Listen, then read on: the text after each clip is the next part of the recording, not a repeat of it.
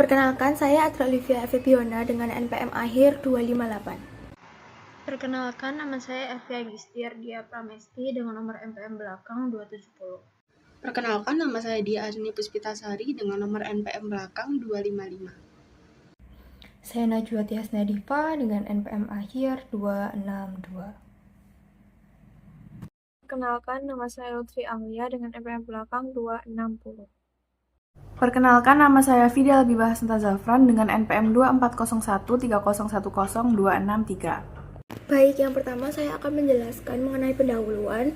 Banyak perusahaan teknologi yang melakukan investasi besar pada aset untuk mendukung inovasi mereka. Tetapi saat teknologi baru itu muncul, aset yang lama itu seringkali kehilangan nilai secara drastis. Nah, inilah yang disebut dengan impairment atau penurunan nilai. Ada contoh-contoh kasus dari impairment itu sendiri. Itu ada LG Elektronik yang mengalami kerugian dan penurunan nilai karena menurunnya permintaan produk.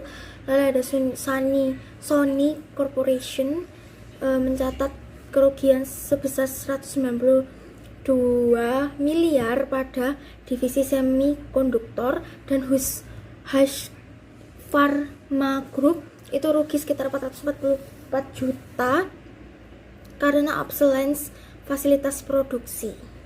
Selanjutnya ada pertanyaan penting tentang impairment. Yang pertama itu ada seberapa sering harus dilakukan pengujian atau pengujian penurunan nilai, lalu apa saja indikator utamanya, lalu jenis pengungkapannya, serta bagaimana menilai aset yang berdasarkan arus kas di masa depan. Selanjutnya itu ada depresiasi dengan metode alokasi biaya.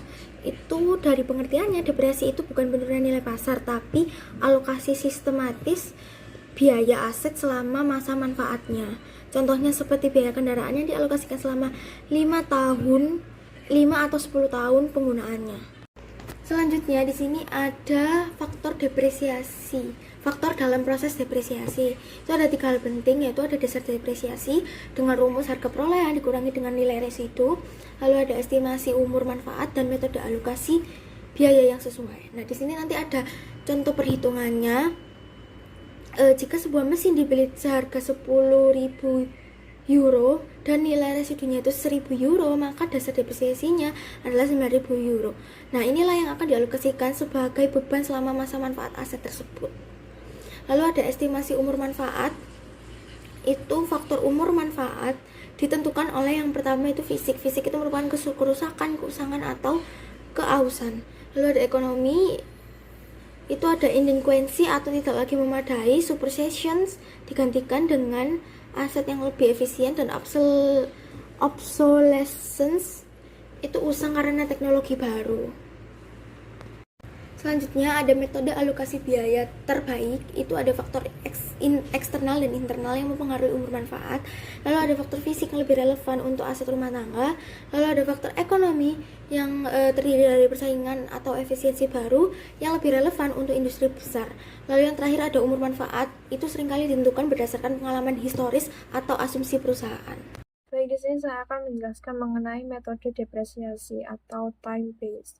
Jadi di sini terbagi menjadi 3 metode, yaitu yang pertama ada metode garis lurus, lalu metode sum of the year digits, dan yang ketiga ada declining balance method. Yang pertama di sini kami membahas mengenai metode garis lurus, di mana metode garis lurus sendiri merupakan metode yang mengalokasikan beban depresiasi secara merata tiap tahunnya selama umur manfaat aset itu ada. Jadi rumusnya sendiri yaitu depresiasi per tahun sama dengan cost dikurangi residual value dibagi dengan useful life atau umur manfaatnya. Jadi sebagai contoh, ada aset yang dibeli senilai 500 juta. Lalu nilai residunya sebesar 50 juta, dan umur manfaatnya umur manfaat dari aset ini yaitu 5 tahun. Jadi bisa dihitung 500 juta dikurangi dengan 50.000 yaitu 450 juta dibagikan dengan 5 tahun. Jadi per tahunnya ketemu 90 juta. Nah, kelebihan dari metode ini yaitu mudah digunakan dan mudah untuk dipahami dan juga cocok untuk aset dengan manfaat ekonomis yang stabil. Namun kekurangannya yaitu tidak mencerminkan penyusutan aktual jika nilai asetnya ini cepat berkurang. Lalu untuk metode yang kedua yaitu metode sum of the year, di mana metode ini tuh menghasilkan beban depresiasi lebih tinggi di tahun awalnya, tetapi akan menurun setiap tahun berikutnya. Jadi langkah perhitungannya yang pertama yaitu hitung jumlah angka tahun. Misal umurnya 5 tahun, jadi 5 ditambahkan 4 ditambahkan 3 tambah 2 ditambah 1. Jadi ketemu 15. Begitu pula jika umurnya itu 4 tahun. Jadi 4 ditambah 3 tambah 2 tambah 1. Seperti itu. Jadi seperti faktorial tetapi ini bedanya ditambah atau dijumlahkan. Lalu langkah yang kedua yaitu menggunakan pecahan tahun ke N atau tahun ke berapa di soal, lalu atau total angka tahunnya. Dan juga yang terakhir dikalikan pecahan dengan hasil dari cost dikurangi dengan residual value. Jadi sebagai contohnya di sini ada aset bernilai 50 juta dengan nilai residunya 50 juta. Lalu, maka dari itu depresiasi base-nya 500 juta dikurangi dengan 50 juta yaitu 450 juta. Maka pada tahun pertama bisa dihitung 5/15 ini didapat 5-nya itu dari 5 tahun atau total umur manfaatnya. Lalu per 15 ini didapat dari 5 tambah 4 tambah 3 tambah 2 dan tambah 1. Maka penyebutnya yaitu 15. Lalu dikalikan dengan 450. Lalu hasilnya yaitu 150. Begitu pula tahun keduanya yaitu akan sisa 4 tahun lagi dari 5 tahun yang tersisa itu. Jadi 4/15 dikalikan 450 juta sama dengan 120 juta dan juga seterusnya nanti. Lalu untuk metode yang ketiga yaitu declining balance method, di mana metode ini menggunakan persentase tetap terhadap nilai buku aset setiap tahunnya tanpa mengurangi residu pada awal tahun atau awal pemakaian. Jadi depresiasi tahun ke N dapat dirumuskan yaitu tarif dikalikan dengan nilai buku awal tahun. Jadi sebagai contohnya ada aset bernilai 500 juta dengan umur manfaat 5 tahun.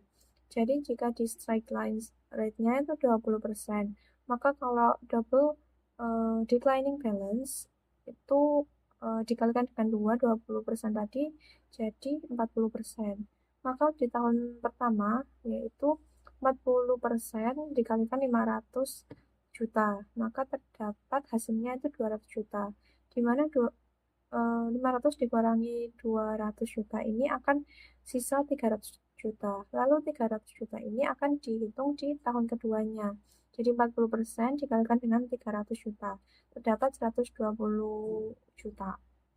Dan juga tahun berikutnya, di mana tahun ketiga ini akan dihitung 40%-nya dikalikan dengan 120 juta dan seterusnya seperti itu. Proses ini tuh bisa dihentikan saat nilai buku sudah mencapai nilai residunya. Lalu bisa beralih ke metode garis lurus di akhir tahun agar tidak melewati nilai residunya. Lalu kelebihan dari metode ini yaitu beban depresiasi besar di awal itu cocok digunakan untuk aset yang cepat usang. Namun kekurangannya tidak sesuai jika manfaat aset merata sepanjang umurnya. Pada slide ini kita akan membahas metode depresiasi yang dikenal sebagai activity based atau unit of production. Metode ini menghitung depresiasi berdasarkan beberapa banyak aset yang digunakan, bukan berdasarkan waktu seperti metode garis lurus. Secara umum, formula depresiasi metode ini adalah biaya dari dalam kurung, biaya perolehan dikurangi nilai residu, lalu dikalikan output aktual tahun ini, lalu dibagi dengan estimasi total output aset tersebut. Contohnya, jika sebuah aset berharga $500.000 dengan nilai residu $50.000 dan diperkirakan dapat digunakan selama 30.000 jam, maka penggunaan jam di tahun pertama akan menghasilkan depresiasi sebanyak $60.000. Metode ini sangat cocok untuk aset seperti mesin produksi atau kendaraan yang manfaat ekonominya tergantung pada seberapa sering atau seberapa lama aset tersebut digunakan. Di slide selanjutnya ada evaluasi metode dan perubahan estimasi. Metode activity based ini punya kelebihan dan kekurangannya. Kelebihannya, metode ini itu sangat cocok untuk aset yang penggunaan atau produktivitasnya tidak tetap setiap periode. Misalnya, mesin produksi yang kadang dipakai penuh saat permintaan tinggi dan kadang hanya sedikit saat permintaan turun. Namun, metode ini tuh menjadi kurang efektif jika depresiasi disebabkan oleh waktu, seperti pada gedung atau bangunan yang menua meskipun tidak digunakan secara intensif. Lanjut ke perubahan estimasi. Dalam prakteknya, umur dan aset nilai residu seringkali harus direvisi karena kondisi operasional bisa berubah. Misalnya, aset bisa lebih awet karena perawatan yang baik atau malah rusak lebih cepat dari perkiraan awal. Dan standar akuntansi menyatakan bahwa perubahan estimasi ini harus dilakukan secara prospektif, yang artinya berlaku untuk periode sekarang dan mendatang, bukan dengan mengubah laporan sebelumnya. Contohnya, jika mesin awalnya diperkirakan bertahan 20 tahun, tapi di tahun ke-10 ternyata hanya bisa digunakan 20 tahun lagi, maka total umur menjadi 30 tahun. Depresiasi ini sebelumnya tidak diubah. Nilai buku saat ini dibagi dengan umur sisa yang baru lalu digunakan sebagai depresiasi ke depan, dan ini menjaga konsistensi dan akurasi laporan keuangan. Nah, di sini saya akan menjelaskan konsep dari impairment. Jadi, impairment dalam akuntansi merupakan penurunan nilai tercatat suatu aset tetap ketika nilai tercatatnya atau carrying amount-nya itu melebihi jumlah yang dapat dipulihkan atau recoverable amount. Nah, dalam praktiknya, impairment itu menunjukkan kalau suatu aset nggak lagi mampu menghasilkan manfaat ekonomi seperti yang sebelumnya diharapkan, baik dari penggunaannya secara langsung maupun melalui penjualannya. Nah, recoverable amount sendiri merupakan jumlah yang bisa dipulihkan dari suatu aset, dan menurut standar ditentukan sebagai nilai yang lebih tinggi di antara dua hal berikut. Yang pertama yaitu fair value less cost to sell, yaitu nilai wajar aset jika dijual dikurangi dengan biaya-biaya yang berhubungan dengan penjualan tersebut. Yang kedua yaitu value in use, yaitu nilai kini atau present value dari arus kas bersih masa depan yang diharapkan berasal dari penggunaan aset tersebut serta pelepasannya. Dengan kata lain, jika nilai tercatat suatu aset lebih tinggi dari jumlah yang dapat dipulihkan, maka selisih tersebut harus diakui sebagai kerugian penurunan nilai atau impairment loss. Nah, selanjutnya standar IFRS itu menetapkan 3 langkah utama dalam proses pengujian impairment. Yang pertama ada identifikasi indikator impairment, baik dari sumber internal seperti penurunan kinerja, operasi, efisiensi, atau kapasitas dari produksinya, maupun eksternal seperti perubahan signifikan dalam kondisi pasar, regulasi, atau kerusakan fisik aset. Indikator ini tuh menjadi pemicu awal bahwa suatu aset mungkin perlu diuji atas keberlanjutan nilainya. Yang kedua ada melakukan pengujian recoverability, yaitu jika ditemukan indikator, perusahaan tuh wajib membandingkan nilai tercatat aset dengan recoverable amount-nya. Jika nilai tercatat lebih tinggi, berarti aset nggak lagi mencerminkan nilai manfaat ekonominya secara penuh. Yang terakhir atau yang ketiga yaitu pengakuan kerugian impairment atau impairment loss. Dilakukan jika nilai tercatat aset melebihi recoverable amount-nya. Kerugian ini diakui sebesar selisih antara keduanya dan dicatat dalam laporan laba rugi pada periode tersebut. Dengan demikian, laporan keuangan mencerminkan nilai aset yang lebih realistis. Lalu di sini ada perlakuan akuntansi atas impairment dalam sudut pandang IFRS dan GAAP. Perlakuan akuntansi terhadap impairment berbeda antara IFRS dan GAAP, baik dalam metode pengujiannya maupun pencatatan dan pemulihannya. Di sini yang pertama saya akan membahas dari sudut pandang IFRS. Pada IFRS, mereka menggunakan pendekatan satu langkah atau single step approach, yaitu langsung membandingkan nilai tercatat dengan recoverable amount. Yang kedua yaitu pemulihan impairment diperbolehkan jika nilai recoverable amount-nya itu meningkat, namun hanya sampai batas nilai buku aset sebelum terjadi impairment. Kemudian yang terakhir, pencatatan dilakukan dengan mendebit akun loss on impairment dan mengkredit accumulated depreciation atau aset terkait. Selanjutnya pada sisi GAAP, menggunakan pendekatan dua langkah yaitu two-step approach, Yang pertama, uji recoverability dilakukan dengan membandingkan nilai tercatat aset dengan estimasi arus kas masa depan tanpa diskonto. Yang kedua, jika tidak lolos uji recoverability, barulah impairment loss itu dihitung sebagai selisih antara nilai tercatat dan fair value aset. Kemudian yang terakhir yaitu tidak memperbolehkan pemulihan impairment yang sebelumnya telah diakui, meskipun kondisi aset membaik di kemudian hari. Baik, selanjutnya saya akan menjelaskan mengenai konsep depresi. Jadi depresi ini tuh apa sih? Depresi itu adalah cara perusahaan menghitung dan mencatat penurunan nilai sumber daya alam yang mereka miliki seperti gas, minyak, batu bara, atau kayu karena sudah digunakan atau diambil.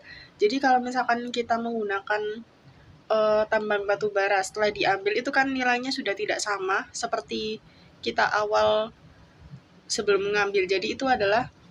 Jadi kita melakukan penurunan nilai atas sumber daya alam tersebut.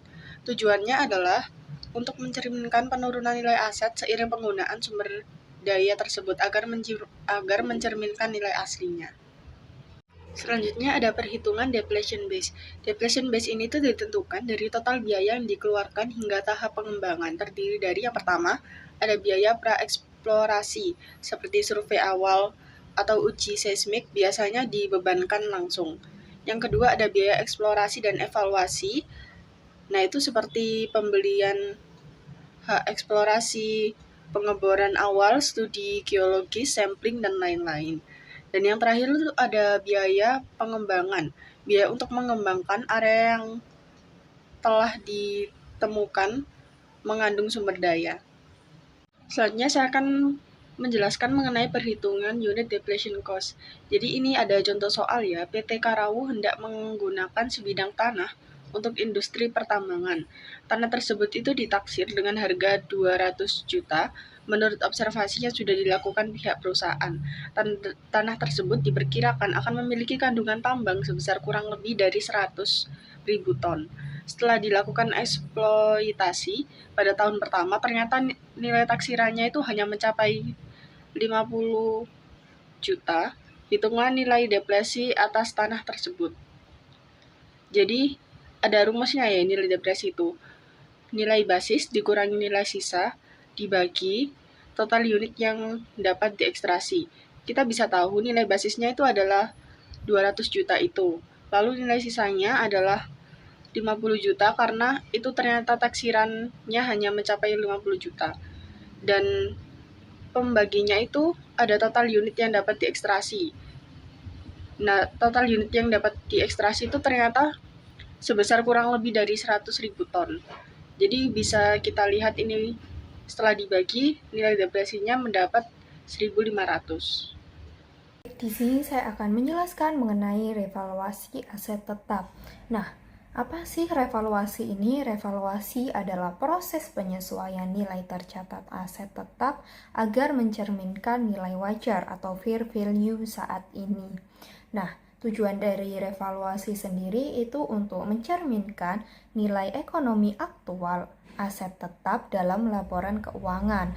Nah, sehingga memberikan informasi yang lebih relevan dan andal kepada pengguna laporan. Selanjutnya itu ada dampak akuntansinya. Nah, dampak akuntansinya ini ada dua. Yang pertama, jika nilai aset naik atau revaluation increase.